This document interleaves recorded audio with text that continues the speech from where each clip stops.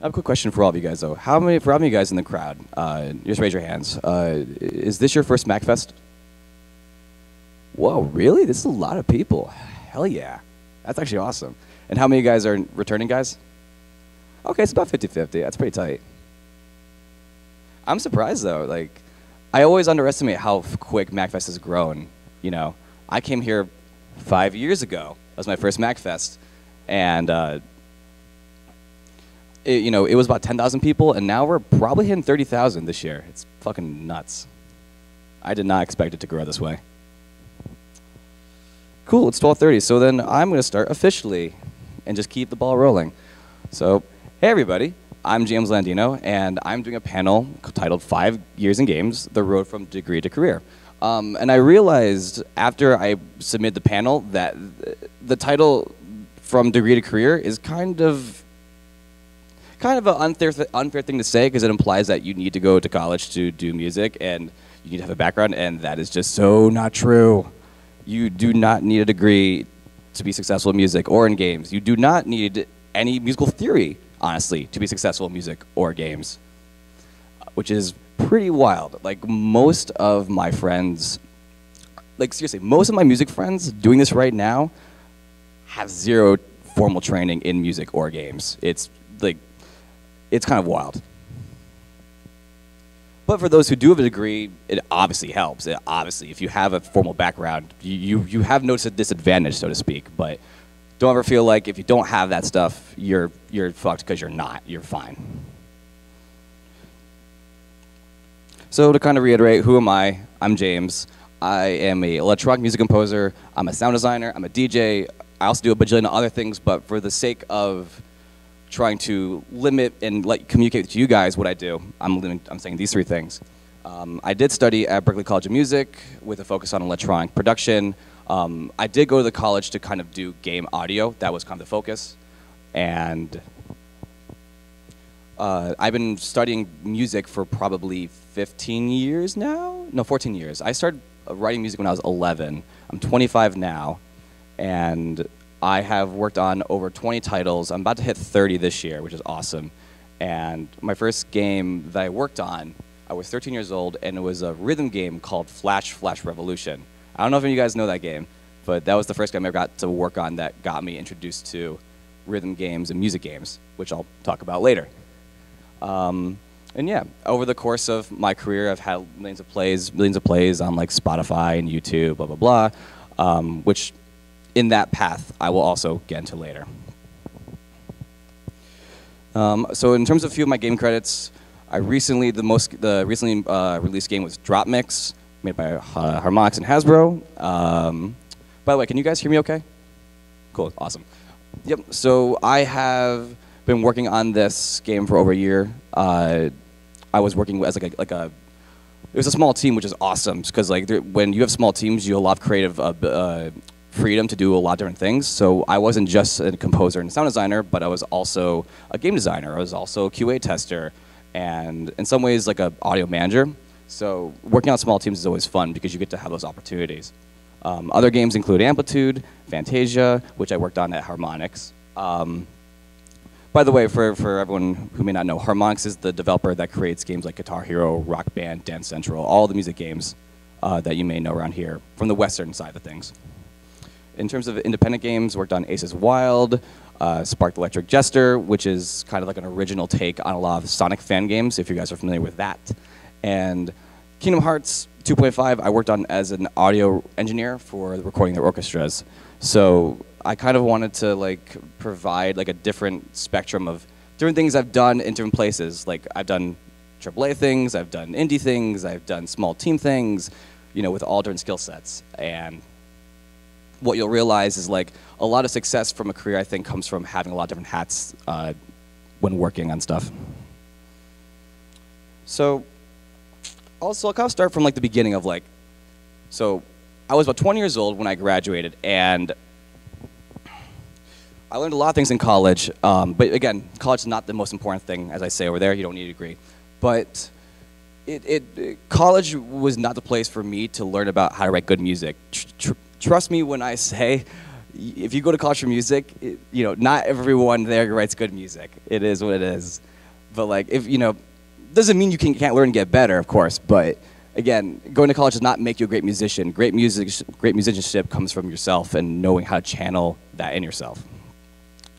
Yeah, I would say that the majority of people from my graduating class, to prove that point, were people who aren't even doing music anymore. So to kind of dispel anything, you don't need a degree. You don't need to have a background. Like, if you're ambitious and you have the right attitude and you put in the effort into creating stuff, like, it will pay off, because the people who don't have the background, I find, are often more ambitious than not. But in that sense, though, but to be fair, when you are, you're still going up, when you are considering yourself against other people, like if you're all aspiring creatives, you're aspiring, musicians and whatnot, or composers, sound designers, all trying to get a job or all trying to get a gig, in a way you are competing. That's the reality. And the trick I've found is you have to be true to yourself, because that's how you stand out. You have to, in my opinion, so for example, like a lot of college students who go to music, they often have the same portfolio because you go through the same courses with each other. And yeah, sure, there are nuances to that, but there are, companies will eventually notice that, oh, we have 10 applicants from this one college and they all have the same thing. Okay, we get it. Like, you did that video that everyone else did. Like, who cares, And for me, like, my portfolio going out of college, it wasn't like, straight up, what I submitted to companies was the music that I wrote for Sonic fan games. Straight up. And like, how many people can say that? That's the kind of thing that makes you stand out. So I worked on Sonic fan games because that's what I want to do at that time, because I was passionate about the content and I was passionate about, expressing myself through that creative platform. So I definitely want to stress that, like, if you feel like you have an idea for something, if you want to write music for like if you're like, oh, I want to write music for Sonic, but like I can't get a gig at Sonic, like there's fan game communities. If you want to write, Mario music, there's always ways you can do that. There's lots of communities and lots of ways to be creative and express yourself in a platform that it may not be official, but you can still prove that you care about what you are interested in and what you believe in. And simply put, I realized when I got to harmonics that companies don't care if you have a degree. No company cares. Like, some will say that, like, on the thing to like weed out unprofessional people, quote unquote, but they don't care. Like, people seriously hire their friends, as I will get into later. By the way, let me kind of make one thing clear. Everything I say have to is actually kind of an oxymoron, because all advice is kind of bad advice. Like, I'm telling you my perspective here. That advice may not apply to you guys, but like, this is what's true to me and this is what's worked for me, and I believe that when I've helped people individually, it's worked for them. But at the end of the day, like, when I say have to, it's definitely not black and white. Like, it's totally gray. It's a big spectrum. The path to becoming successful in games and music is, it's one that you have to kind of discover for yourself along the way. With that in mind, planning after college, so to kind of build in perspective, I had about 4 months. I had 4 months to, starting when I graduated till the end of my lease in my apartment, to kind of find a job or figure out something. And I decided that, all right, well, if I have 4 months to get a job, I have to get a job in that time. If I don't, then I need to go back home and kind of reevaluate. But a lot of this time period made me realize how to handle risk, how to handle strategies with planning, because a lot of professionals, I find, understand that very well. They don't, most creatives don't kind of move along and kind of figure out as they go. A lot of guys are like, okay, well, if this happens, I'll do this. If this doesn't happen, then I'll do that. And that, I think, really puts you in a great position, especially in a career as, or industry as volatile as games and music. Shit can hit the fan and the whole industry gets fucked and you have no idea what's going on. That can happen on any day, honestly. So having backup plans, having conservative exit strategies, like knowing that is so important. So that way when things do go sour or things do go bad that doesn't help anyone, you have a plan in place that you won't panic and stress out. It's really important, especially for like when you're dealing with emotional stress or mental stress or who knows what you got going in your life. It's always important to have a plan. The other thing I had to do in the 4 months was also networking, because I didn't know anybody. The only people I knew were Berkeley musicians at my college. But I knew in Boston there was a community, like a local game community. By the way, if you guys want to network in your city, you should look up IGDA. IGDA is the International Game Developers Association, and they have a bunch of communities in their city, in mostly major cities typically, and they have like monthly meetups or whatnot. And that's where I got to meet a lot of people who work at game companies that I could introduce myself to and then eventually get into my job, which I'll get into later. The other thing I had to do is, on the point I said earlier about standing out, I had to start, when I'm networking with people, I had to find a way to stand out. Like, what am I saying to people? When I come up to someone and say, like, hey, I'm a music composer, nice to meet you, a lot of game developers have gotten that sense before. You kind of have to have something a little bit extra, like what makes you you? And sometimes that you only have one sentence to really communicate that.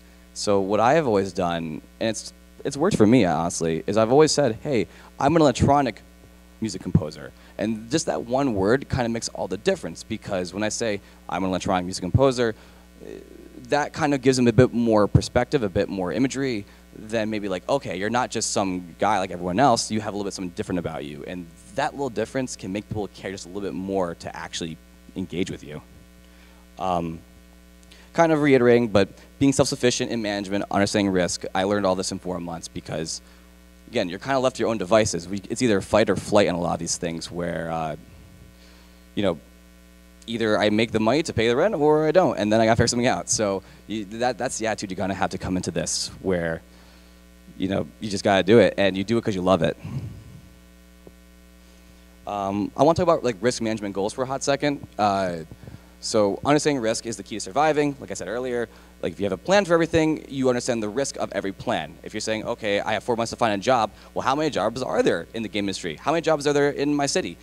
Like that, you have to kind of figure that out. So if there's only 3 jobs available in the next 4 months, and there's 100 people applying, how high is that risk? And there's no real number, but you have to kind of quantify or emotionally figure out a way to justify, is this likely to happen? How can I prepare for this if it doesn't happen?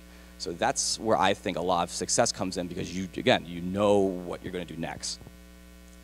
That being said, with myself personally, I am a goal-based oriented person. Goal-based oriented. I like goals. Goals are a way for me to stay focused, because in part of being self-sufficient, you need to know what you're focused on.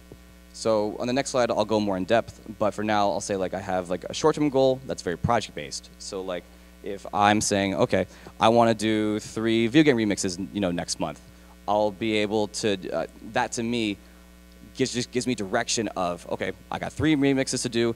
I've got 4 weeks to do it. How can I make this happen? For midterm things, that's a little more higher level, and I talk about things like what's my brand, what's my direction, things like, okay, I want to get more involved in the video game remix scene. That's a higher level idea that kind of communicates, branding, because I want to make sure my content reflects the person and the image I want to have as a career. If I do lots of game remixes over the next 2 years, people will start to identify me as that, for better or worse. You know what I mean? And then finally, the long-term thing is like a really high-level thing.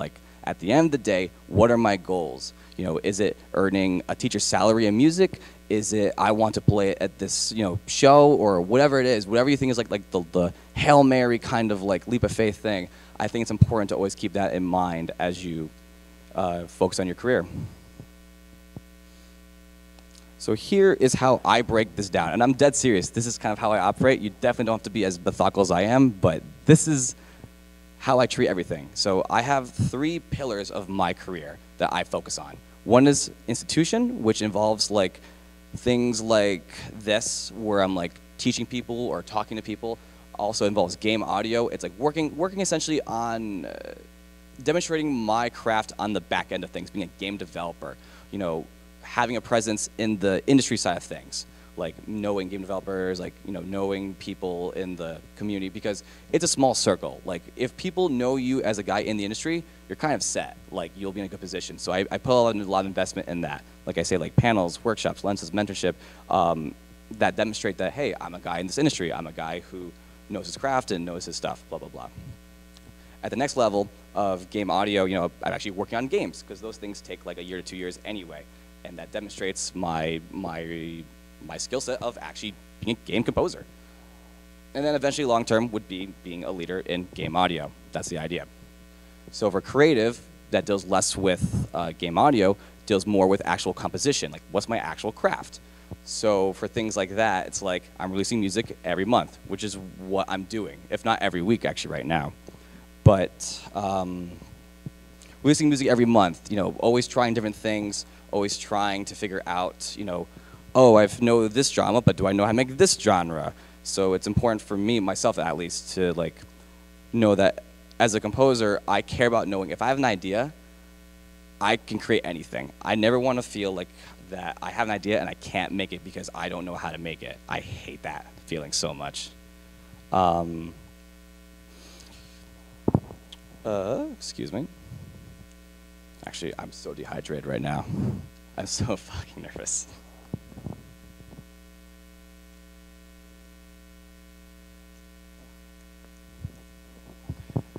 So, for right now, in terms of creative, all of my game stuff that I'm doing right now, in terms of like music that I release, is going to be video game oriented or anime oriented. And does that mean it has to be remixes? There's lots of ways you can incorporate that thematic creativity in your music without really making, Undertale Remix 1000, Oh, is that too real? Oh no. I actually. And so at the end of the day, part of what I'm trying to do as a creative is I would like to have game music and everything in between be more accessible and more mainstream. And I know that's kind of a scary word to some people because the idea is that, oh, mainstream means you're watering it down. No, I just, like, for example, everyone knows the Star Wars music. People see that as a piece of art. I would like video game music to be treated that way. That's kind of how I see this. That's my idea of accessibility or mainstream. That someone, like, even though, yes, Mario Brothers is an example of that, the Mario Brothers theme song, like, I want to go beyond that. I want people to think that any film music, or I'm sorry, any video game music is treated like any film music. It's a work of art. It's not just like some gimmicky childlike thing, So I really care about that, and I want to demonstrate that through the content I create, even if it's video game remixes.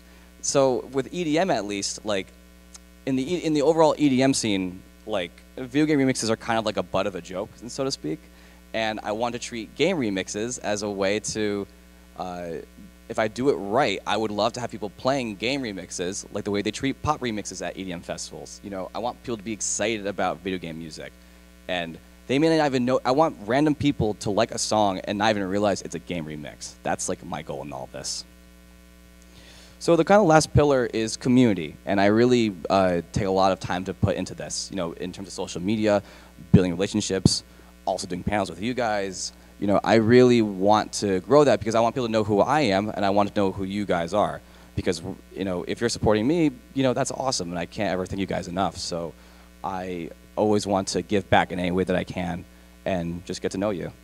In addition to that, I'm trying to build platforms that have stronger outreach because, obviously I have Twitter. That's the most popular thing that I use to communicate with people. But, there's other ways to communicate. Like if it's YouTube or Spotify is not a great place, honestly. But like I'm building right now YouTube to be like another hub for communicating with fans with my content. So I've been trying to push that out there. And it's been great. And overall, long term, I want to be recognized as someone who can be a mainstream creator, that people know, oh, when I think of video game content, I think of James, because the community understands me as part of that group. So this stuff's pretty intense, and I can go more into it if you have questions about it, but overall, in a nutshell, this is kind of how I treat myself on a day-to-day basis. So next I want to get into a topic called generalist versus specialist, because I think whenever people ask me, what do I need to do to get a job in the industry, that's kind of one of the first things I kind of ask them back, like, well, what do you do? What do you want to do? Do you want to be a guy who knows everything? Are you a generalist? Do you want to just like feel like, okay, I can write music, I can do engineering, I can compose, or whatever? Do you want to be that guy? Or do you want to be the guy who's like, I only want to do this. Like, I just want to be good at this thing. I only want to do this, and I want to be the shit at this. And both are fine. They both work. But I think for some people, you want to play to your strengths. And you want to figure out, how do you want to attack this whole career? Do you want to be the guy who knows everything? Do you want to be the guy known as one thing? For me personally, I'm more of a specialist than a generalist. Even though I am a generalist, I do a lot of different things because you have to in this industry. I think as an independent audio guy, I am known as a specialist. People know me as the guy who does electronic video game music at this point to a lot of developers. So I think it's important. It's not just for yourself, but also how people see you. And I think sometimes some of my friends who are musicians, they get in a trap where they know for example, they know they can do a lot of different things, but maybe they only get one specific gig. And maybe that's a good thing, maybe it's a bad thing. But basically what I'm trying to get at is figure out for yourself how you want to be in your skill set, and then make sure the people who you meet know what you can do. There's a thing that I think Valve coined. It was a term called the T-shaped skill set. And what that means is they believe the successful creative is really, really, really good at one thing, but they know everything. It's like a T. You know what I'm saying? Like, you're like the shit at like that one thing that everyone knows you're the shit at. But if someone asks like if you're awesome at writing orchestra music and everyone knows you're like the best orchestra writer, like that would be like your main skill set. But then if someone asks, oh, well, can you also do EDM? Can you also do electronic music? They'd be like, yeah, sure. That's what Valve and I think a lot of people in this industry find a lot of success in. But at the end of the day, this whole thing is a spectrum. You don't have to be a generalist. You don't have to be a specialist. Like, you can be anything in between.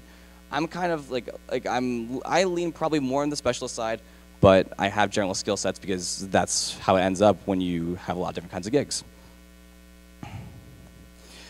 So in terms of communities, this one I think is fairly important as well, because if it wasn't for communities that I got involved with, I probably wouldn't be here right now. The first communities I joined, 14 years ago, was rhythm game communities. Sites like Flash Revolution and Stepmania and Bimani Style. All those were like the starting of where I got to write music, because that's what inspired me, and that's how I got to meet a lot of great people there, like on forums 10 plus years ago. I think that when you meet the people that I met in the rhythm game scene, they're still my friends now, and in fact, some of those people actually become clients of mine. Like, we've become great business partners. So I always recommend, like, go if you feel like you don't know a lot of people, go join a community, join a scene that reflects you or reflects your interests. I think it takes about like 2 years, I think, to actually like take advantage of all the opportunities that a community or scene has, because if you kind of just like, I see people sometimes, they'll be like, oh, I have this song and I want to like I know the chiptune community, I have this song that's chiptune, I'm just gonna like pop in and be like, hey, I have a song, and then no one cares. It's because you didn't care about the people. If you take the time to meet people and make friends, which I'll get into eventually, then people will be excited when you have a new song comes out, because it's not just about your song that you show on the the community, but it's about you. Most people care about you more than the things you. I don't want to say they care about you more than the things you create. That's not fair, but the excitement of the stuff you create is because they know you, and a lot of people see the journey of how you grow. I would say though, like, if the best way to maximize communities is to always kind of look into communities every 1 to 2 years. I say every 2 years you jump from community to community. So for example, like I was involved with a lot of rhythm game stuff for like a few years. Then I went to the Sonic fan game community. I did that for a few years. Then I went to the chiptune community. I did the chip win community. Then I went to Game Chops. These are all different communities where I got to meet a lot of new people. I got to grow as a person. I got to grow as a creative, because I just got to experience different things. So it's good to be part of a community. It's also good to invest in different communities that you're passionate about.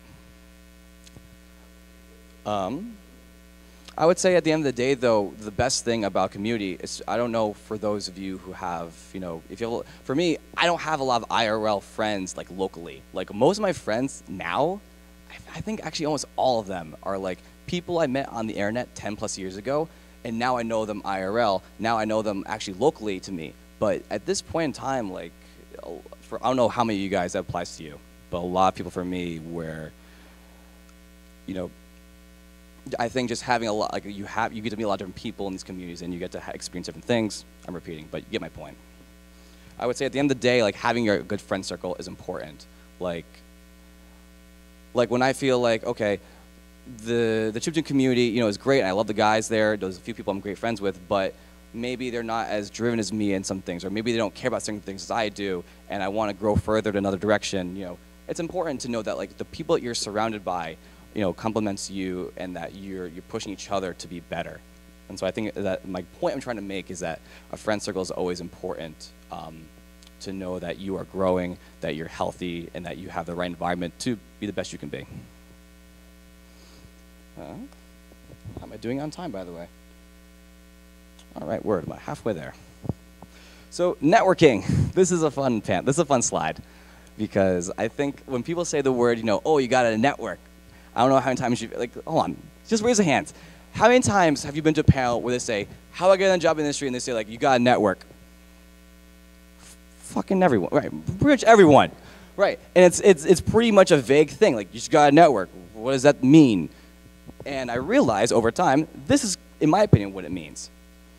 When it comes to audio, like when you want to get a job at a company, networking is not networking. They only want to hire their friends. And I got a job at my game company, Harmonix, because I made friends with people. So kind of, I'm jumping around my points here, but what I'm trying to say is like, don't go to networking events to network. Go to make friends. Go to parties. Go get shit-faced with people. Like, but for real though, it's true. Like, the best people I've been able to work with are people who I go out to party with, because, I mean, partying, for example, is a place where people get vulnerable. They know that you're vulnerable because you're drinking or whatever. Who knows what you're doing? I don't know what you guys do. But it's true, though. You make a lot of great friends that way who want to get to know you better when you're in that kind of environment where you have your guard down. Because when you're, I think at a lot of networking events that are, you know, like, this is a mixer networking event, I think a lot of people have their guard up, and they don't really, they'll be friendly with you, they'll be nice to you, but you don't really get to know them. And I think getting through that barrier is important to really building a relationship where down the line, you may want to work with that person. So go make friends. On that point, a lot of these networking events in terms of music are usually game audio events, or, you know, game music events. And I might get some slack for this, and you might disagree with me, but I have never gotten a gig through networking with an audio person. Never. So it doesn't mean don't go there and don't make friends with them for the sake of friendships, but if you want to find a gig and you want to make friends through that kind of that process, audio people are not the guys who are going to give you the gig. They're just, unless you want to work for someone. If you want to go work for Hans Zimmer at his company, then sure, that might be the route for you. But if you want to work for game developers, or work for, you know, if you want to do game stuff, go to game events where there's not musicians, because they're the people that could actually help you there. Like, go meet artists, go meet producers, go meet game designers. Those are the guys you want to meet. And they're most likely not going to be at the game audio thing. I certainly haven't met those people at that kind of event. On that point, I want to talk about a thing that's important. As I keep saying, go make friends with people. Not everyone wants to be your friend. It's a sad truth, but it's like, let me give you some perspective here. I'm 20 years old. I'm graduating from college. I'm going to this bar thing for the IGDA in Boston. And most game developers are not 20. They're in their 30s with kids and family. And sure, will they be nice to me? But what 30-year-old wants to be friends with a 20-year-old kid who's never experienced life? What do I have to say? You know, like, do I have anything to contribute to the conversation for them to be interested in me? Probably not. And that's the kind of a reality I had to realize. Just like, some people just, they don't hate you. They may not be a bad person, but when you're trying to make friends with people, some people just don't bite because they don't want to make friends with people. Like, they're just there to see their friends and hang out with them. So it is what it is. But always have an open mind that, like, as you make friends and network, actually network through friendship, that, you know, you guys got to keep moving along and make friends that are right for you. I'll say this, that every single person that I'm working with is a friend of mine. They're people who I genuinely would like to hang out with on a daily basis if I could. I think that's important. And I'll get into that a bit later about, people who are great to work with in that context. Actually, I'm going to get into that right now. Harmonics. Here we go. So to kind of get into perspective, to kind of transition everything, I eventually did get a job at Harmonics because I did go to networking events. I got to make friends with people. After I got like 3 different referrals, and I got like an interview. And I did great in the interview. They were really excited for me. But like I said, though, it was because I met a bunch of people to make basic friendships with that they realized, okay, this guy actually knows his shit. It took a long time to demonstrate that. I'm not trying to pat myself in the back here. I'm just trying to say they actually know, oh, James can do the job that he's applying for. And that's important because oftentimes when it comes to interviews at companies, they literally, they asked me, they're like, James, who do you know who can do this job? Do you have any friends? I'm like, yeah, this guy can. And then he got a job. It was like that. I knew he could do the job. I didn't hook my friend up for the sake of friendship, but I knew he was a friend that could do the job. By the way, I just realized I kind of am a hypocrite by saying that because then it proved, oh, you networked with a friend who's an audio guy and you got him a job. Oops. Oops. But I digress. But I will, to kind of get in that transition of harmonics, I learned a lot of things in the first 6 months. I wasn't actually audio. I was a QA guy. I did QA for 6 months, and I was under contract for the game Fantasia at the beginning of development. I eventually got to do audio later, but in terms of the very beginning, I was doing just QA. For those who don't know, QA is quality assurance or qualitative assurance, basically a game tester who provides qualitative or mostly qualitative feedback for the game itself over development. And so things like bug testing and providing feedback to the designs and kind of literally you are the user experience and they want your feedback because they believe you know how to do the job well. So kind of if there was a way, it's how to get a job in the industry, blah, blah, blah, I would say go look into QA jobs because those are a great place to learn about process. Learning about process of game development is valuable. Lots of audio people can be great composers. They can be great sound designers or anything, but they may not know how to work for a company. They may not know the process of game development. And I cannot tell you enough how important that is for a developer because nothing's worse, I think, to a developer when you don't get the process. You don't understand if you don't understand the deadlines, if you don't understand the feedback workflow of things, it's going to really set a lot of things back. So learn about process, learn about game development. Go learn about okay, we have prototyping phase, and then we have proof of concept, and then we have alpha, and then we have so on and so forth. If you know those steps and you know things so for example, a production workflow is called Scrum. Scrum it's an abbreviation that it's an acronym that I don't know exactly what it stands for at the moment, but Scrum is a type of workflow that a lot of project management platforms use to organize and track game development. So that's to provide you guys an example of how important process is at a game company and how much they care. If they know you work for a company, another company will be interested in hiring you because they know you know how to work in games at a company. On that point, on learning a lot of different things, especially process, be adaptable at a game company. If they say, for example, when I was doing QA for Fantasia, eventually they asked me, hey, James, can you dance? What? And so they were developing the next Dance Central game. I've never danced before. I have anxiety talking to people. You think I'm going to go dance? Come on. So they need someone to do QA for their new dance game. And I was just like, fuck it, let's go dance. And eventually I got, and honestly, I got more confident in dancing through that game. It was great. But that's my point, though. A lot of when you are, especially in a smaller size company, when I say small, I'm talking about 10 to 20 people, up to 100 people, 150. Even companies with 100 people, that's still considered small in certain contexts. So when you're at smaller companies, be adaptable. Always be ready to be prepared to do the next thing that might take you out of your comfort zone. And obviously, do what's right for you. But in most cases, being adaptable is the biggest strength in all of this stuff. Kind of back to the point about making yourself known about who you are and branding. I think that applies here too. Like when a company, especially when there's like for a 10 people company, that's one thing. But I think when you get to bigger companies with 100 people and higher, you don't know everybody. You just won't. And so it's important that if you're a for me, when I was a QA guy, I didn't want to be seen as like the QA guy who's really good at rhythm games. I want to be seen as the audio guy who is good at rhythm games. I wanted to demonstrate that I was music too.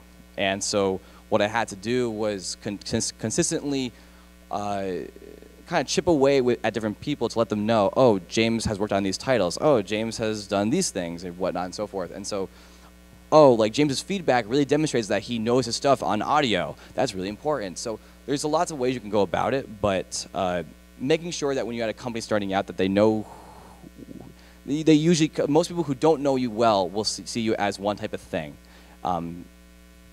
So that's always something to be, important, excuse me. That's something to always be in mind as you navigate this stuff. And like I said earlier, companies will only hire their friends. And sometimes, especially in higher ups, not gonna say who or what, but sometimes they will hire their friends and things don't go well. And you'll be like, how the hell did this guy get a job? How is he here for 10 years? What the fuck? It can get bad. So I'm not saying that's harmonics, but I'm just trying to say you in general, like, I'm not saying it's harmonics. I didn't say it was, but you have to do the best you can. So eventually down the line, at Harmonix, I was, eventually did get a job into audio. I had a contract job at QA, then I was contract audio, then I became full-time audio. Hooray! I did it. I did my goals. But so I kind of wanted, so as I've been there for 2 or 3 years, I realized that when you work for a company, or when you work with anybody, honestly, not just a company itself, like if you're with a label, or if you're with a community, the culture, the environment is so important. Like, I can't tell you enough how important culture is to me when I work with people. If I see that people are having fun, that they're friendly people, and like they just vibe with me well, I will probably be excited to work there at this point. I care more about culture than the actual game itself. Like, if a culture sucks, like for example, I love rhythm games. If it's not apparent, like they're my favorite games to work on. But like, if I'm on a team that I hate the people I'm working with for X, Y, or Z reason, it doesn't matter. It honestly sours the experience more when you work on something that you're supposed to be passionate about, but the people just fucking ruin it, and it sucks. So definitely always when you're looking at jobs, I know there's not a lot of jobs in this industry, but like, trust me, you don't want to slice yourself short on the culture. Culture is so important. I did not realize that going in. I thought working on rhythm games would be like the dream come true, that nothing else would matter. Nah. On that point too, you may work on a game at a company that you're like, oh, I have to work on this like children's game or whatever, and that's lame. I don't want to work on this game. But then you realize, oh wait, the people I'm working with are dope, and I love working with them. To me, that's way more important than anything else. Like, if you love working with your team on a game or on any project that you do in life, like that makes it all the more fun, in my opinion.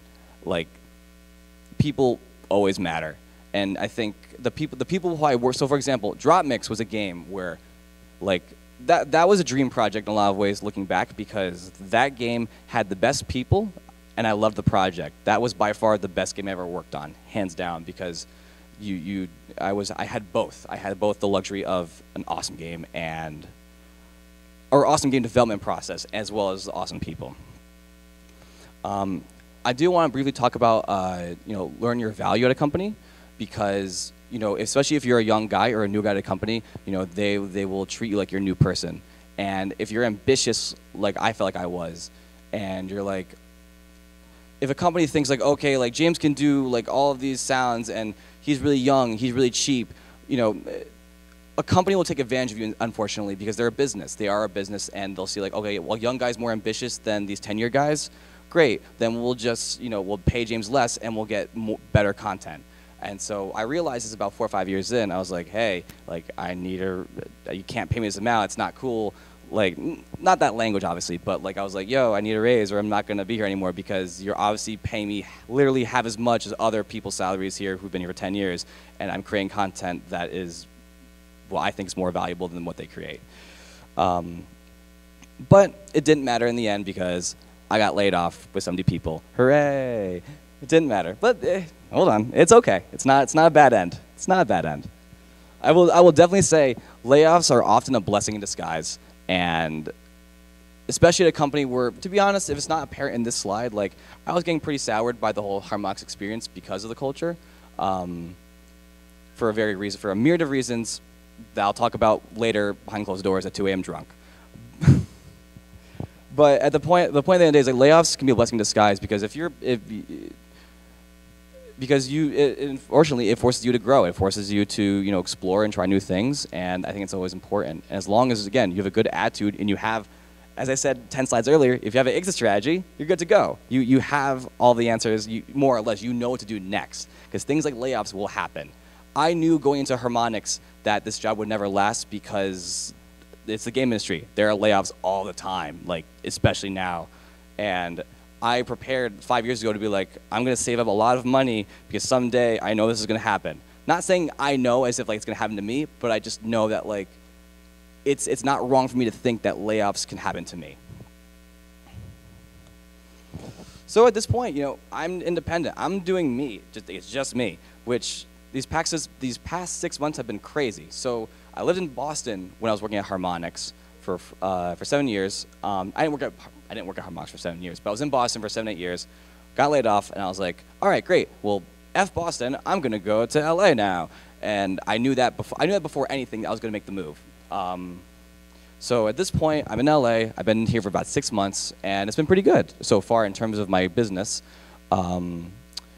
That being said, at this point, all my work is remote, and I learned that you definitely don't have to be in the city. You definitely don't have to live in the city to get those jobs. Or what I'm trying to say is, like, if you want to work for a company, you have to be in that city. Like, if you want to work for Harmonix, you gotta live in Boston, more or less. If you're an audio guy, that's very true. If you want to work for Riot Games, you gotta go to LA, because that's where they're based out of. I've never heard of a story where an audio guy gets flown out from another city to get a job in this industry, unless they're like an audio director or like some like senior level thing, you know what I mean?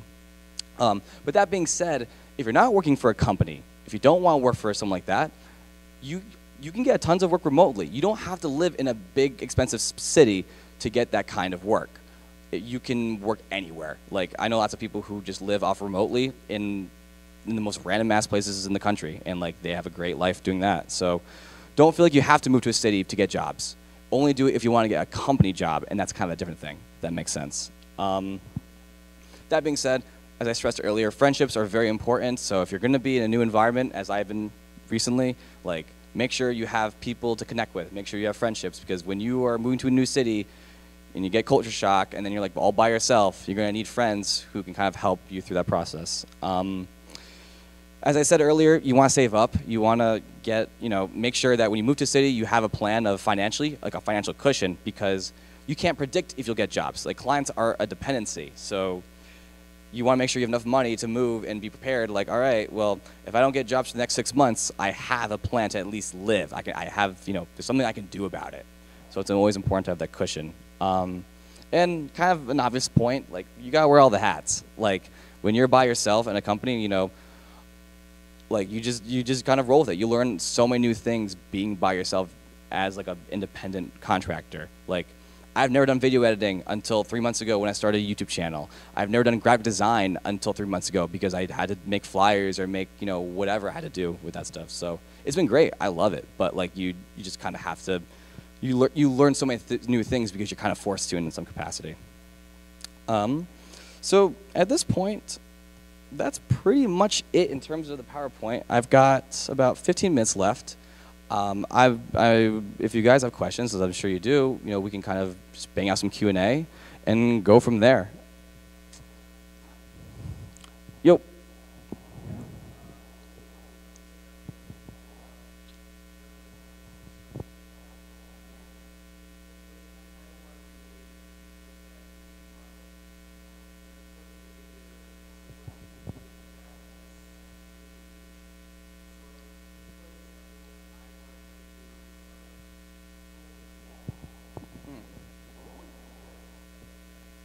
Test. Test. Test. Nothing. Test. Test.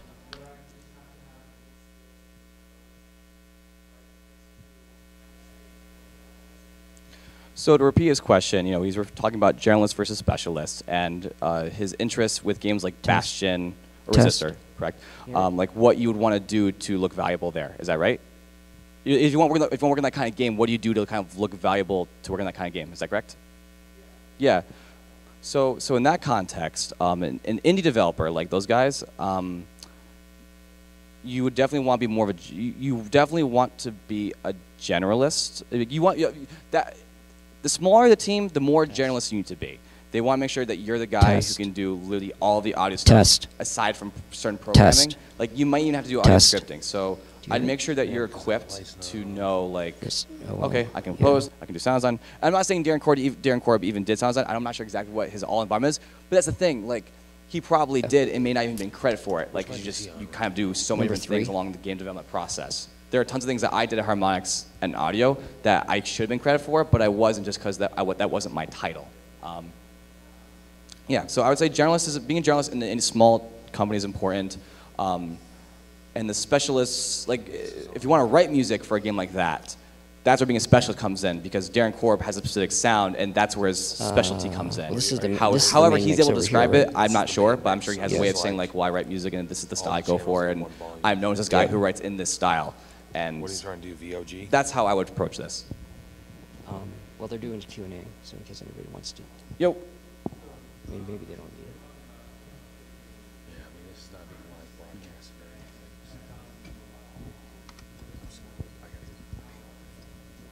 I'm sorry. It's no problem.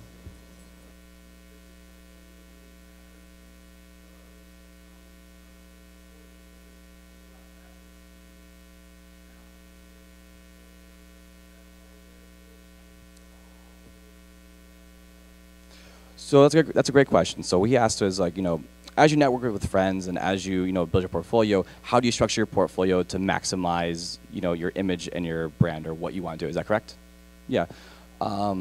So my thought is, for example, your portfolio should reflect the work that you want to do. Period. I have tons of work where I've done music, or I've done work where I've done like audio engineering, I've done audio scripting, I've done game design, I've done QA. But if you go on my website, most of the things that are apparent is I do composition, I do game audio, or, I do composition, I do sound design, and then I am also a DJ.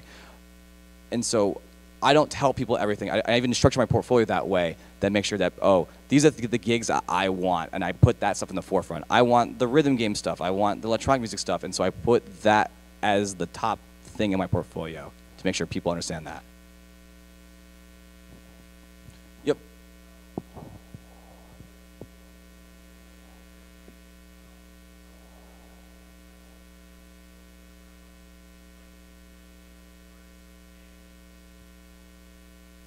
See, it's a little bit hard to hear, so I'm trying to think. So you're asking, like, when you have two different skill sets that you want, so if you have two separate different specialist skill sets, and you want to focus on both and don't want to take away from the other, how do you structure that?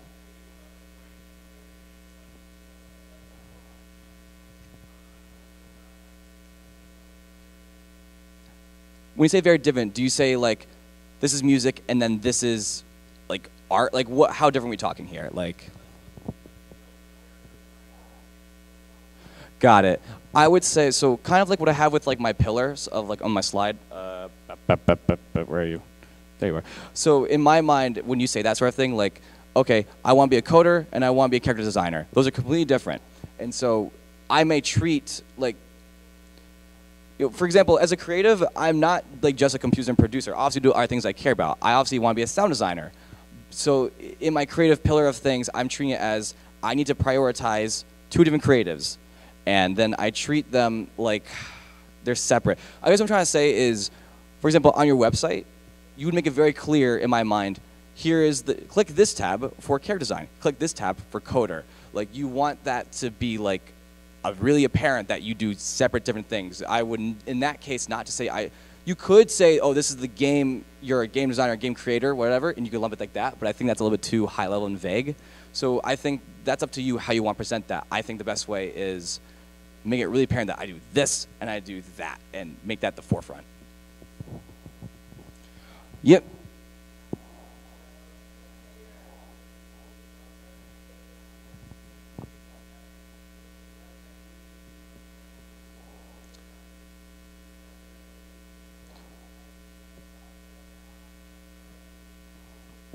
Absolutely. Is that 10 minutes left? Is that 10? Cool. Absolutely. So his question was, when you are trying to network, what are some great venues or places to go network? Is that right? Yeah, pretty much. So IGDA is obviously a good one. I have mixed feelings on Gang for the point about earlier about making friends with people who are audio guys or networking with those people for jobs. But Gang is definitely worth checking out for sure. Obviously, GDC, the Game Developers Conference, is a big one. E3, PAX, even MAGFest. Like MAGFest, what MAGFest does really well is a lot of industry people who come here let their guard down here because for them, this is like the party con. Like they're like the game developers here who know, like, I know all the game developers here more or less, and like they're not treating this like it's a networking thing the way that GDC is or an IGDA is, because that's where you have to kind of have a little more face there because it's a little more business oriented. MAGFest is great at letting your guard down immediately. So definitely, party with people here because you'll definitely find some game developers here. Trying to think of what else. In terms of online communities, that's a bit more vague because like there's tons of online communities. Like you'd have things like TigSource. There's things like gosh, what else? I suppose at the end of the day, you will find developers in online communities. I think you'll find more developers in games that you're interested. Like if you want to work on games like shooters, go join shooting game communities. And obviously you have to do a bit of homework and find out that like ones that aren't like really toxic or bad. Like you want to find the good ones. But like typically, you probably. So if you want to work on shooter games, for example, go to find shooting game communities like a Halo or whatever, because you will definitely find developers there who are just passionate about shooters. And obviously, a game developer who works on shooters will probably hang in a shooting game community. You feel me? So that's how to approach that. Yep.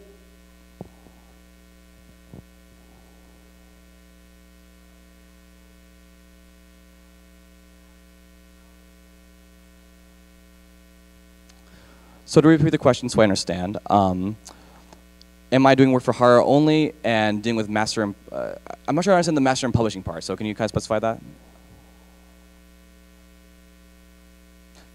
Okay, gotcha. So now I get the question. So her question was essentially like, when you do work for hire, do you own the masters in publishing, and like, how do you monetize that? So the answer is, when I'm working for hire, yes. Like 99% of the time, I'm negotiating to make sure I own all that stuff because royalty streaming is the best, and like Spotify is the shit. Like Spotify has definitely helped me make a lot of money through passive income, where flat fees kind of suck. Like they're good, but like what I want to say is like the best way I'm trying to answer your question is yes. Own your masters, own your publishing. I always try to make sure I get that, and the way you go about that is using sites such as there's a bunch of sites. There's sites like SoundDrop. There's DistroKid, there's RootNote, there's a lot of different sites, or CD Baby too. Those are all sites where you can just easily, independently put your music on iTunes, on Spotify, or wherever. I do it, a lot of people do it. In fact, I use those platforms also for doing game remixes legally. So does that answer your question?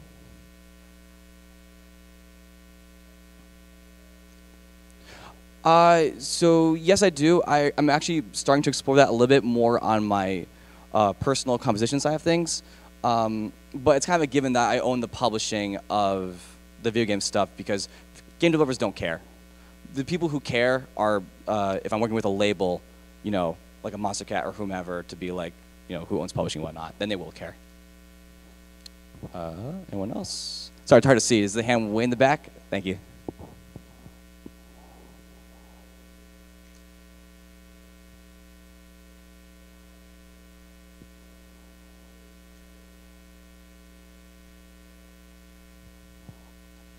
it's a little hard to hear, but I think you asked me, once I left harmonics, do I ever go back to check it out?